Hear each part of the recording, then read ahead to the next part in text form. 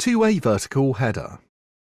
In this video, we will show you how to solder a two-way vertical header onto the PCB. Using the instruction manual, identify the correct component that you need to solder. Carefully remove the components from the packaging. Identify the correct location on the PCB using the manual and the PCB markings to help. With this component, the orientation is important. Use the markings on the PCB to ensure you have got it the right way round.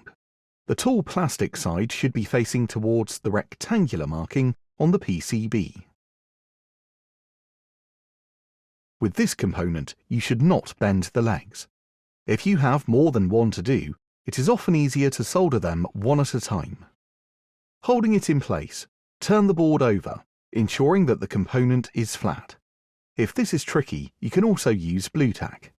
Next, solder both of the legs to the solder pads on the board.